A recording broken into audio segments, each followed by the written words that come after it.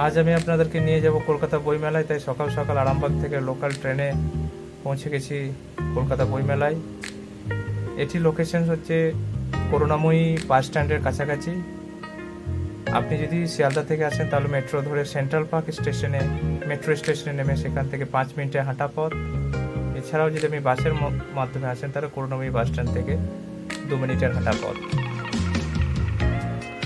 এখানে বিভিন্ন প্রকাশনীর স্টল রয়েছে। এখানে আপনি আপনার পছন্দের বই কিনতে পারবেন। তাই আমি সকলকে বলবো যে আপনি যদি একটা লিস্ট বানিয়ে নিয়ে আসতে পারেন বাড়ি থেকে, তাহলে এখানে অল্প সময়ের মধ্যে অনেক বই আপনি ক্রয় করতে পারবেন।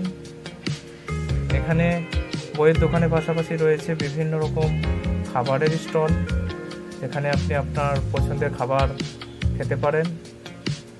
এছাড়াও এখানে শৌচালয়ের ব্যবস্থা রয়েছে, এখানে হাই সিকিউরিটির ব্যবস্থা রয়েছে, এখানে ট্রাফিক কন্ট্রোলের সুবিধা রয়েছে।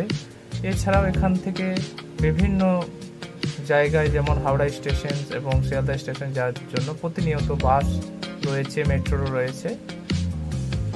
তাই আপনি যদি আসতে চান তাহলে শিয়ালদা থেকে আসতে পারেন, এছাড়াও বাসেও আসতে পারেন, হাওড়া থেকেও আসতে পারেন এবং এখানে আপনার পছন্দের বই ক্রয় করতে পারেন। তাই দেরি না করে আপনি তাড়াতাড়ি বইমেলায় আসে আপনার পছন্দের বই কিনতে পারেন। এখানে পশ্চিমবাংলার কিছু হেরিটেজকেও তুলে ধরা হয়েছে, যেমন পুরনো কিছু খড়ের ছাউনি বাড়ি বানানো হয়েছে, হেরিটেজকে তোলা হয়েছে। এছাড়াও এখানে অনেক কলেজেরও স্টল রয়েছে, যেখানে আপনি সেই কলেজের ব্যাপারে জানতে পারবেন, ইঞ্জিনিয়ারিং কলেজ, এছাড়াও বিভিন্ন রকম কলেজের স্টল রয়েছে। এছাড়াও এখানে ধার্মিক বইও আপনি কিনতে পারেন, তারও স্টল রয়েছে। এখানে ফায়ার সেফটির ব্যাপারে জানার জন্য এখানে কলকাতা পুলিশের ফায়ার সেফটি ডিপার্টমেন্ট রয়েছে, যেখান থেকে আপনি ফায়ার সেফটির ব্যাপারে জানতে পারেন ডিটেলসে।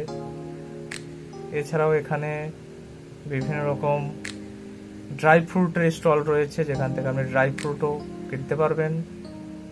এবং এখানে কনফারেন্স হল আছে, যেখানে প্রতিনিয়ত কোনো না কোনো অনুষ্ঠান চলছে, মিটিং চলছে, সেটাও আপনি দেখতে পারবেন।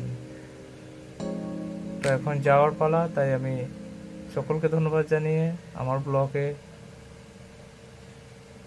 আজকে এই ব্লগটা এখানেই শেষ করছি। ধন্যবাদ।